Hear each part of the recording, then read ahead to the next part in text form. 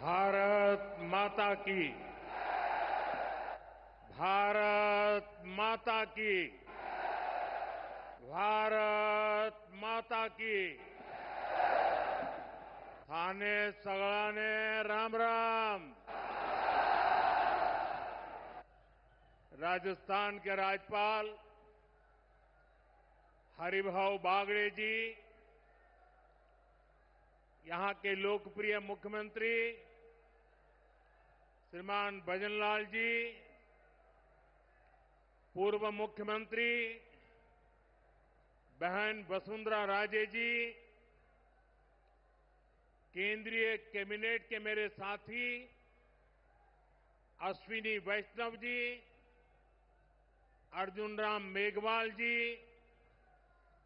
राजस्थान की उप मुख्यमंत्री दिया कुमारी जी, प्रेमचंद जी, राजस्थान सरकार के अन्य मंत्रीगण,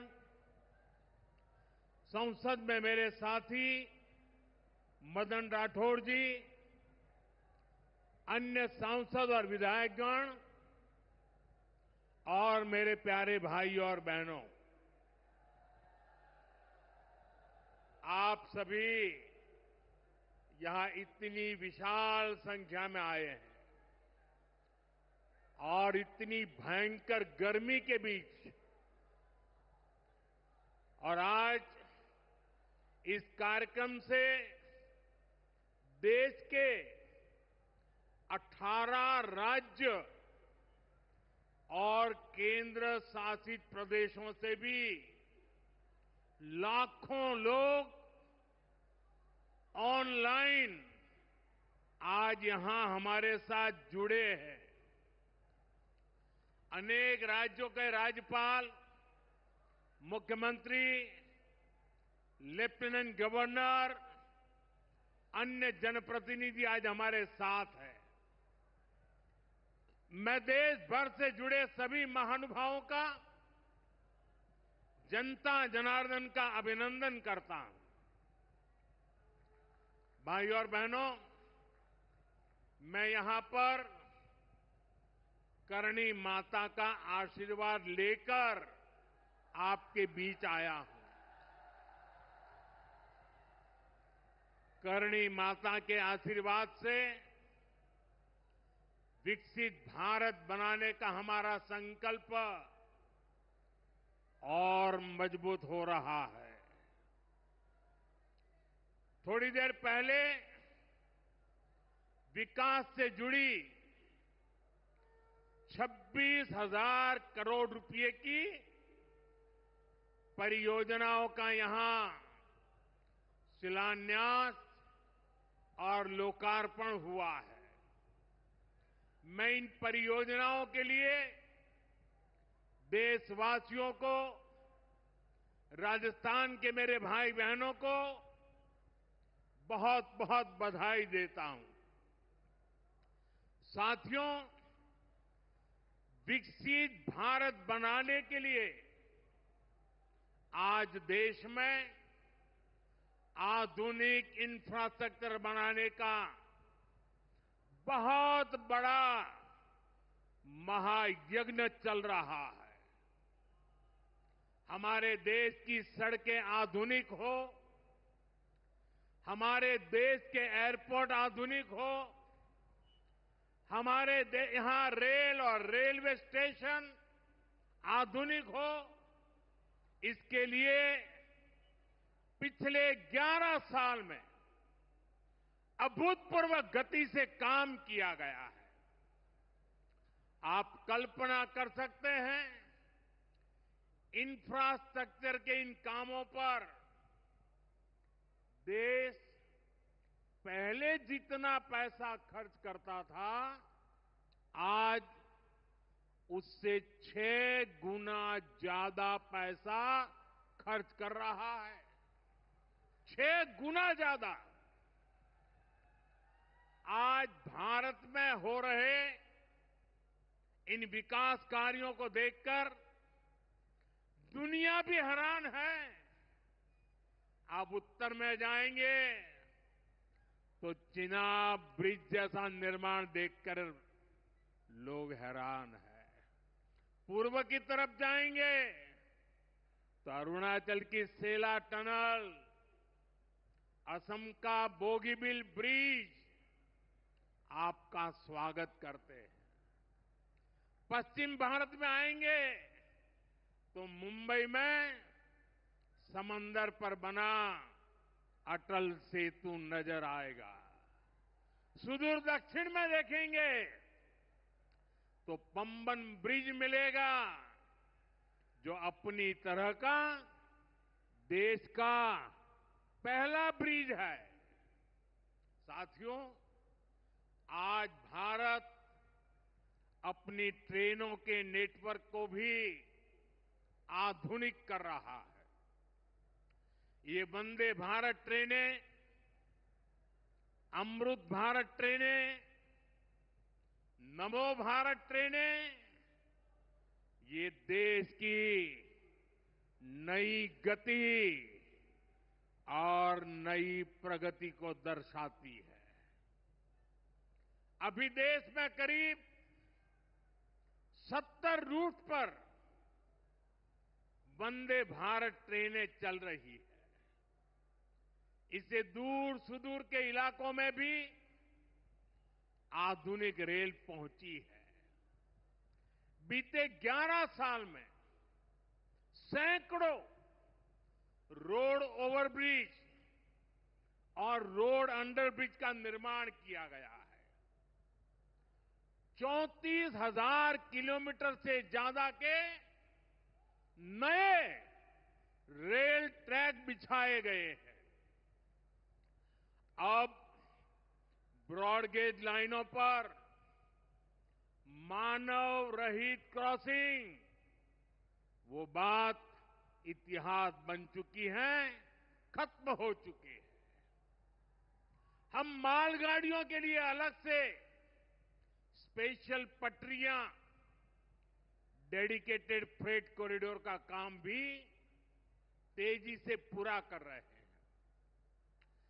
देश के पहले बुलेट ट्रेन प्रोजेक्ट पर काम चल रहा है और इन सबके साथ ही हम एक साथ देश के करीब 1300 से अधिक रेलवे स्टेशनों को भी आधुनिक बना रहे हैं। साथियों, आधुनिक हो रहे इन रेलवे स्टेशनों को देश ने अमृत भारत स्टेशन का नाम दिया है। आज इनमें से 100 से अधिक अमृत भारत स्टेशन बनकर के तैयार हो गए हैं। सोशल मीडिया पर भी लोग देख रहे हैं कि इन रेलवे स्टेशनों का पहले क्या हाल था और अब कैसे इनकी तस्वीर बदल गई है। साथियों, विकास भी, विरासत भी, इस मंत्र का इन अमृत भारत रेलवे स्टेशनों पर उसका नजारा साफ साफ दिखाई देता है। ये स्थानीय कला और संस्कृति के भी नए प्रतीक है। जैसे राजस्थान के मांडलगढ़ रेलवे स्टेशन पर महान राजस्थानी कला संस्कृति के दर्शन होंगी। बिहार के थावे स्टेशन पर मां थावे वाली के पावन मंदिर और मधुबनी चित्रकला को दर्शाया गया है। मध्य प्रदेश के ओरछा रेलवे स्टेशन पर आपको भगवान राम की आभा का एहसास होगा। श्रीरंगम स्टेशन का डिजाइन भगवान श्री रंगनाथ स्वामी जी के मंदिर से प्रेरित है। गुजरात का डाकोर स्टेशन रणछोड़राय जी से प्रेरित है। तिरुवन्नामलई स्टेशन द्राविड़ वास्तुकला के अनुसार डिजाइन किया गया है। बेगमपट स्टेशन पर आपको काकतीय साम्राज्य के समय का आर्किटेक्चर देखने को मिलेगा। यानी हर अमृत स्टेशन पर आपको भारत की हजारों साल पुरानी विरासत के दर्शन भी होंगे। ये स्टेशन हर राज्य में टूरिज्म को भी बढ़ावा देने के माध्यम बनेंगे, नौजवानों को रोजगार के नए मौके देंगे और मैं उन शहर के नागरिकों को, रेलवे में यात्रा करने वाले पैसेंजर से प्रार्थना करूंगा, ये सारी संपत्ति के मालिक आप हैं।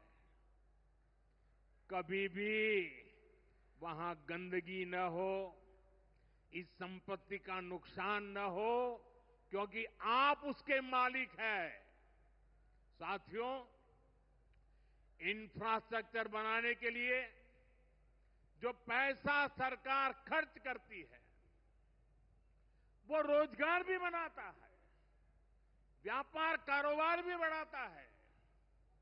जो हजारों करोड़ रुपए सरकार लगा रही है, ये पैसा मजदूर की जेब में जा रहा है, ये दुकानदार को मिल रहा है, दुकान और फैक्ट्री में काम करने वाले लोगों को मिल रहा है। रेत, बजरी, सीमेंट, ये सारी चीजें ढोने वाले ट्रक, टेम्पो चलाने वालों को भी इससे फायदा होता है। और जब ये इंफ्रास्ट्रक्चर बनकर तैयार हो जाता है, तो फिर अनेक गुना और फायदे होते हैं। किसान की उपज कम कीमत में बाजार तक पहुंचती है, वेस्टेज कम होती है, जहां सड़कें अच्छी होती हैं, नई ट्रेनें पहुंचती हैं, वहां नए उद्योग लगते हैं, पर्यटन को बहुत बढ़ावा मिलता है। यानी इंफ्रास्ट्रक्चर पर लगने वाले पैसे से हर परिवार का, खास तौर पर हमारे नौजवानों का सबसे अधिक फायदा होता है।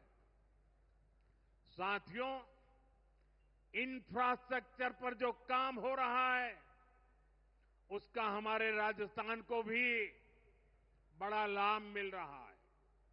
आज राजस्थान के गांव-गांव में अच्छी सड़कें बन रही हैं, बॉर्डर के इलाकों में भी शानदार सड़कें बन रही हैं। इसके लिए बीते 11 साल में अकेले राजस्थान में करीब 70,000 करोड़ रुपए खर्च किए गए हैं। राजस्थान में रेलवे के विकास के लिए भी केंद्र सरकार इस साल करीब 10,000 करोड़ रुपए खर्च करने जा रही है। ये 2014 से पहले की तुलना में 15 गुना अधिक है। अभी थोड़ी देर पहले ही यहां से मुंबई के लिए एक नई ट्रेन को हरी झंडी दिखाई गई है। आज ही कई इलाकों में स्वास्थ्य, जल और बिजली से जुड़ी योजनाओं का शिलान्यास और लोकार्पण हुआ है।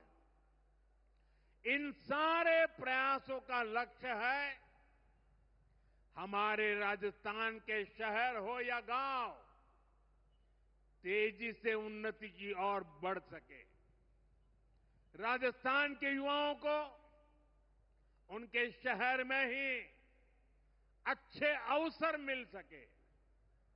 साथियों, राजस्थान के औद्योगिक विकास के लिए भी डबल इंजन सरकार तेजी से काम कर रही है। अलग अलग सेक्टर्स के लिए यहां भजनलाल जी की सरकार ने नई औद्योगिक नीतियां जारी की है। बीकानेर को भी इन नई नीतियों का लाभ मिलेगा। और आप तो जानते हैं, जब बीकानेर की बात आती है तो बीकानेरी भुजिया का स्वाद,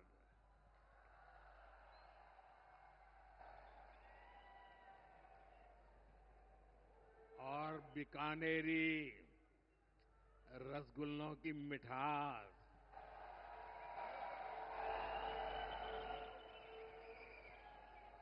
विश्व भर में अपनी पहचान बनाएगी भी और बढ़ाएगी भी। राजस्थान की रिफाइनरी का काम भी अंतिम चरण में है। इससे राजस्थान पेट्रोलियम आधारित उद्योगों का प्रमुख हब बनेगा। अमृतसर से जामनगर तक जो 6 लेन का इकोनॉमिक कॉरिडोर बन रहा है, वो राजस्थान में श्रीगंगानगर, हनुमानगढ़, बीकानेर, जोधपुर, बाड़मेर और जालोर से गुजर रहा है। दिल्ली मुंबई एक्सप्रेसवे का काम भी राजस्थान में लगभग पूरा हो गया है। कनेक्टिविटी का ये अभियान राजस्थान में औद्योगिक विकास को नई ऊंचाई पर ले जाएगा। साथियों, राजस्थान में पीएम सूर्यघर मुफ्त बिजली योजना भी तेजी से आगे बढ़ रही है। इस योजना से राजस्थान के 40,000 से ज्यादा लोग जुड़ चुके हैं। इससे लोगों का बिजली बिल 0 हुआ है और लोगों को सोलर बिजली पैदा करके कमाई का नया रास्ता भी मिला है। आज यहां बिजली से जुड़े कई प्रोजेक्ट का शिलान्यास और लोकार्पण हुआ है। इनसे भी राजस्थान को और ज्यादा बिजली मिलेगी। बिजली का बढ़ता उत्पादन भी राजस्थान में औद्योगिक विकास को नई गति दे रहा है। साथियों, राजस्थान की ये भूमि रेत के मैदान में हरियाली लाने वाले महाराजा गंगा सिंह जी की भूमि है। हमारे लिए पानी का क्या महत्व है, यह इस क्षेत्र से बेहतर भला कौन जानता है। हमारे बीकानेर, श्रीगंगानगर, हनुमानगढ़, पश्चिम राजस्थान के ऐसे अनेक क्षेत्रों के विकास में पानी का बहुत बड़ा महत्व है। इसलिए एक तरफ हम सिंचाई परियोजनाओं को पूरा कर रहे हैं और साथ ही नदियों को जोड़ रहे हैं। पार्वती, काली सिंध, चंबल लिंक परियोजना से राजस्थान के अनेक जिलों को लाभ होगा। यहां की धरती, यहां के किसानों को फायदा होगा। साथियों,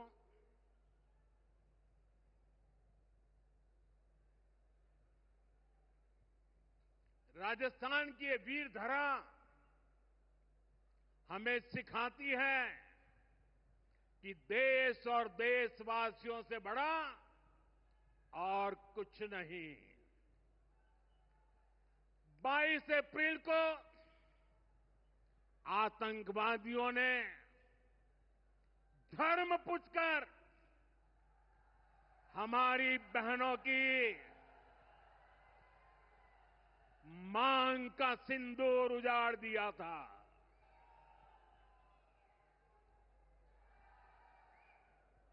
वो गोलियां पहलगाम में चली थी, लेकिन उन गोलियों से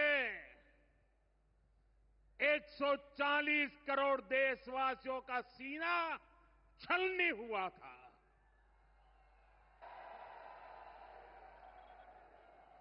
इसके बाद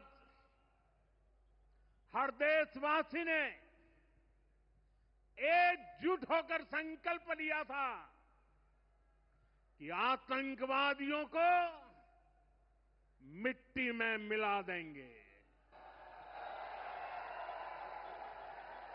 उन्हें कल्पना से भी बड़ी सजा देंगे। आज आपके आशीर्वाद से, देश की सेना के शौर्य से हम सब उस प्रण पर खरे उतरे हैं। हमारी सरकार ने तीनों सेनाओं को खुली छूट दे दी थी।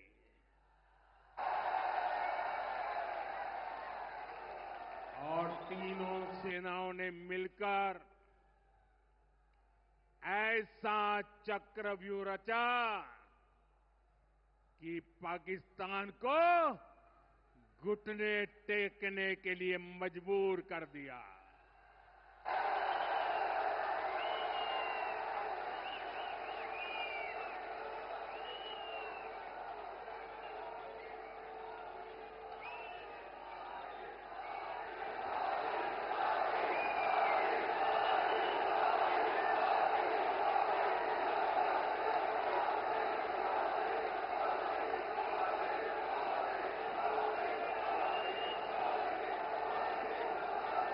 साथियों, 22 तारीख के हमले के जवाब में हमने 22 मिनट में आतंकियों के 9 सबसे बड़े ठिकाने तबाह कर दिए।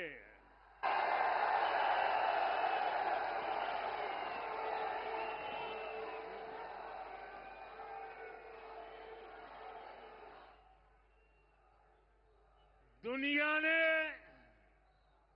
और देश के दुश्मनों ने भी देख लिया कि जब सिंदूर बारूद बन जाता है तो नतीजा क्या होता है।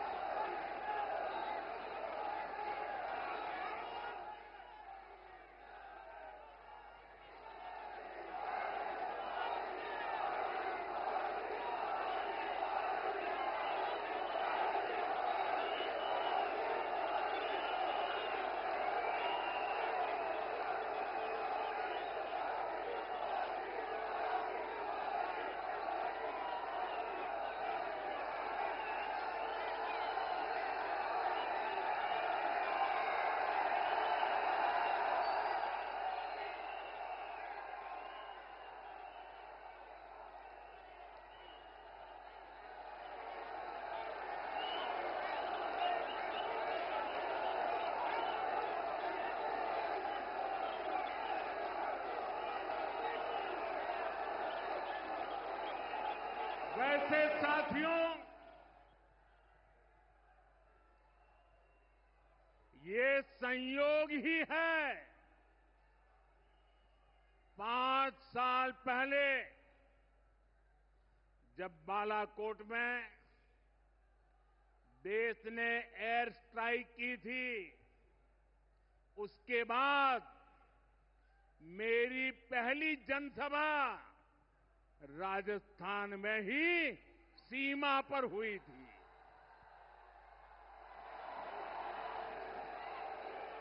वीर भूमि का ही ये तप है कि ऐसा संयोग बन जाता है। अब इस बार जब ऑपरेशन सिंदूर हुआ तो उसके बाद मेरी पहली जनसभा फिर यहां वीरभूमि राजस्थान की सीमा पर बीकानेर में आप सभी के बीच हो रही है।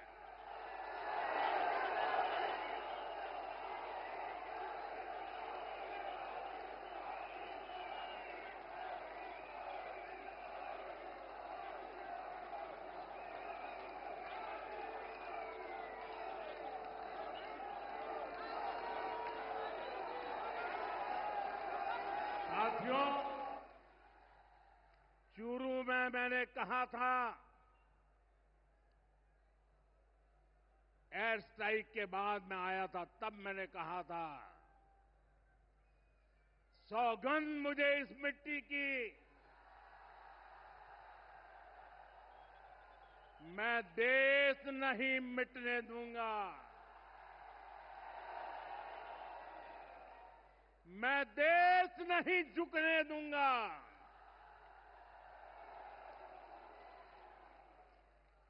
आज मैं राजस्थान की धरती से देशवासियों से बड़ी नम्रता के साथ कहना चाहता हूं, मैं देश के कोने कोने में जो तिरंगा यात्राओं का हुजूम चल रहा है,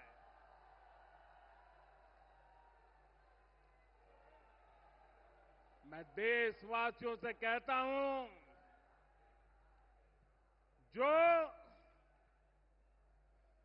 जो सिंदूर मिटाने निकले थे,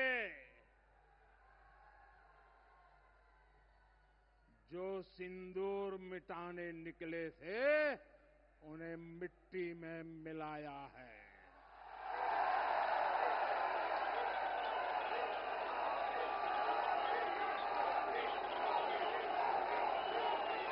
जो हिंदुस्तान का लहू बहाते थे, जो हिंदुस्तान का लहू बहाते थे, आज कतरे कतरे का हिसाब चुकाया है।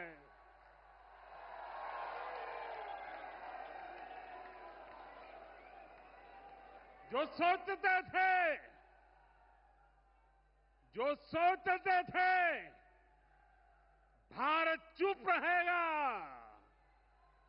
आज वो घरों में डूब डूब के पड़े हैं।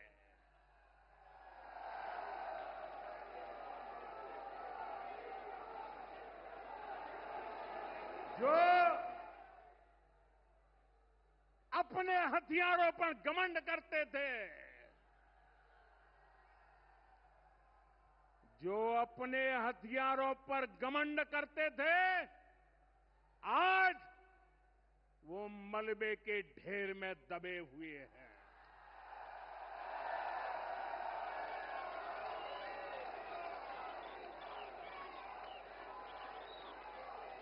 मेरे प्यारे देशवासियों, ये शोध प्रतिशोध का खेल नहीं,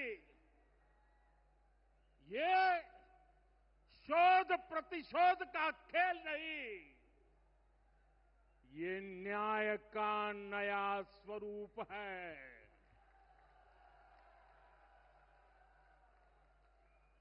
ये न्याय का नया स्वरूप है। ये ऑपरेशन सिंदूर है।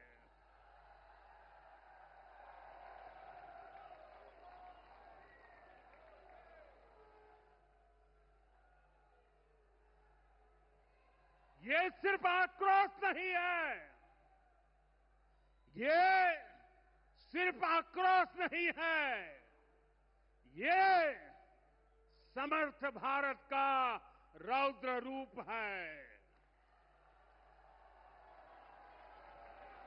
ये भारत का नया स्वरूप है।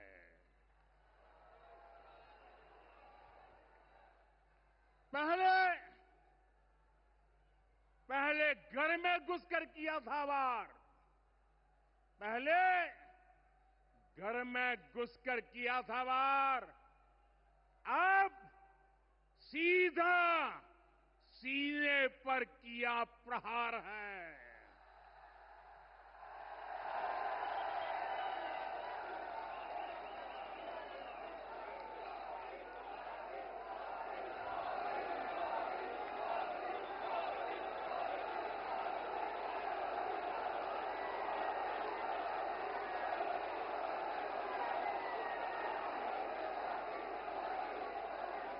आतंक का फन कुचलने की, आतंक का फन कुचलने की यही नीति है, यही रीति है, यही भारत है, नया भारत है। बोले भारत माता की, भारत माता की, भारत माता की। साथियों, ऑपरेशन सिंदूर ने आतंकवाद से निपटने के 3 सूत्र तय कर दिए हैं। पहला, भारत पर आतंकी हमला हुआ तो करारा जवाब मिलेगा। समय हमारी सेनाएं तय करेगी, तरीका भी हमारी सेनाएं तय करेगी और शर्तें भी हमारी होगी। दूसरा, एटम बम की गीदड़ बप्तियों से भारत डरने वाला नहीं है। और तीसरा, हम आतंक के आकाओं और आतंकी सरपरस्त सरकार को अलग अलग नहीं देखेंगे, उन्हें अलग अलग नहीं देखेंगे, उन्हें एक ही मानेंगे। पाकिस्तान का ये स्टेट और नॉन स्टेट एक्टर वाला खेल अब नहीं चलेगा। आपने देखा होगा, पूरी दुनिया में पाकिस्तान की पोल खोलने के लिए हमारे देश के 7 अलग अलग प्रतिनिधिमंडल पूरे विश्व भर में पहुंच रहे हैं। और इसमें देश के सभी राजनीतिक दलों के लोग हैं, विदेश नीति के जानकार हैं, गणमान्य नागरिक हैं। अब पाकिस्तान का असली चेहरा पूरी दुनिया को दिखाया जाएगा। साथियों, पाकिस्तान भारत से कभी सीधी लड़ाई जीत ही नहीं सकता। जब भी सीधी लड़ाई होती है तो बार बार पाकिस्तान को मुंह की खानी पड़ती है। इसलिए पाकिस्तान ने आतंकवाद को भारत के खिलाफ लड़ाई का हथियार बनाया है। आजादी के बाद पिछले कई दशकों से यही चला आ रहा था। पाकिस्तान आतंक फैलाता था, निर्दोष लोगों की हत्याएं करता था, भारत में डर का माहौल बनाता था। लेकिन पाकिस्तान एक बात भूल गया, अब मां भारती का सेवक मोदी यहां सीना तान कर खड़ा है।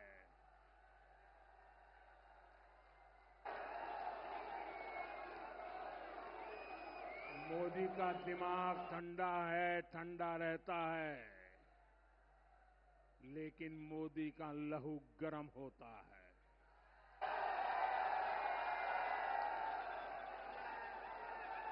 और अब तो मोदी की नसों में लहू नहीं, गरम सिंदूर बह रहा है।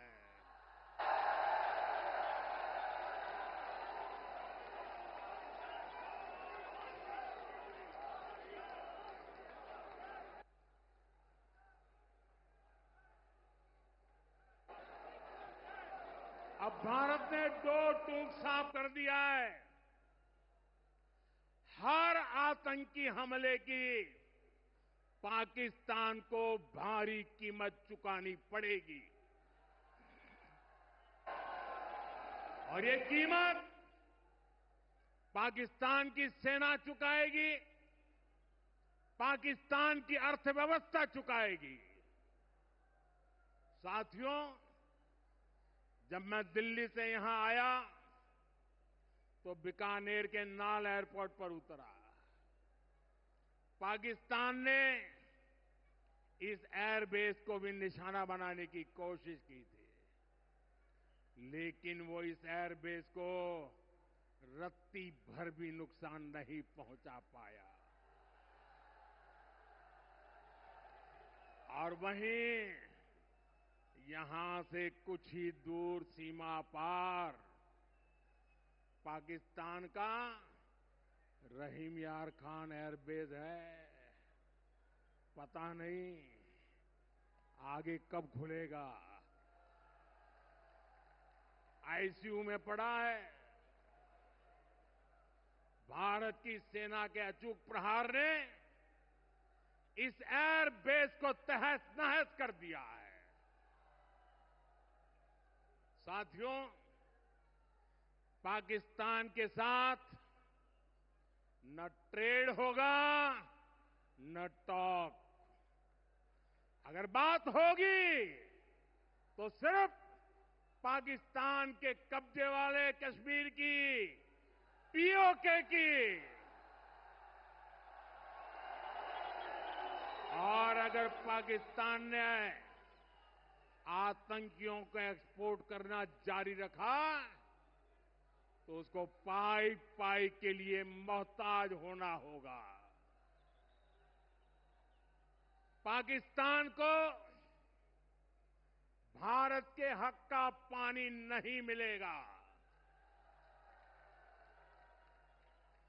भारतीयों के खून से खेलना पाकिस्तान को महंगा पड़ेगा। ये भारत का संकल्प है और दुनिया की कोई ताकत हमें इस संकल्प से टिका नहीं सकती है।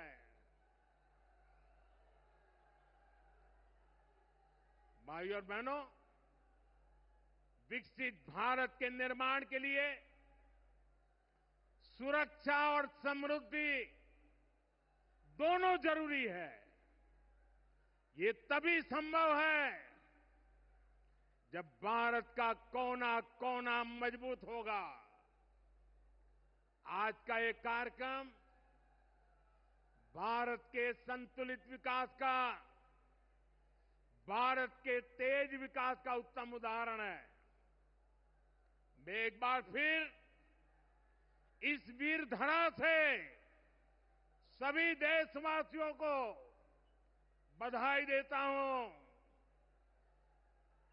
मेरे साथ बोलिए, दोनों मुट्ठी बंद करके पूरी ताकत से बोलिए, भारत माता की, भारत माता की, भारत माता की। वंदे वंदे वंदे वंदे वंदे वंदे वंदे वंदे वंदे वंदे वंदे वंदे